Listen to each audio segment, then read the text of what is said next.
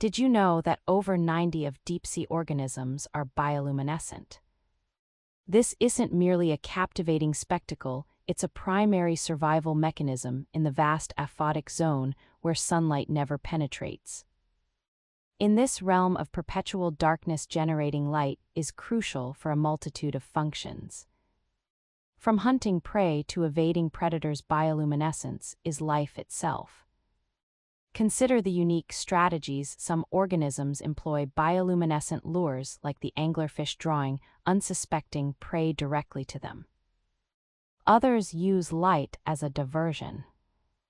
The green bomber worm, for instance, when threatened, detaches glowing sacs that explode into brilliant green flashes, distracting attackers as the worm escapes. It's an explosive luminescent smoke screen. Then there's counter-illumination. This sophisticated camouflage involves matching the faint downwelling light, making the organism's silhouette disappear against the minimal light from above. It's an invisibility cloak woven from living light.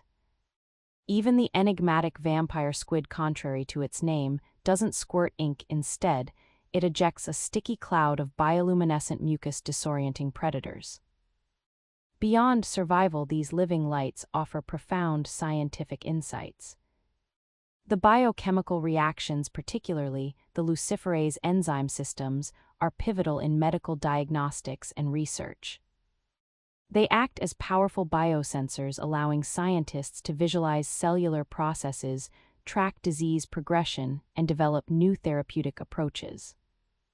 This vibrant, unseen world beneath the waves challenges our terrestrial understanding of light and life.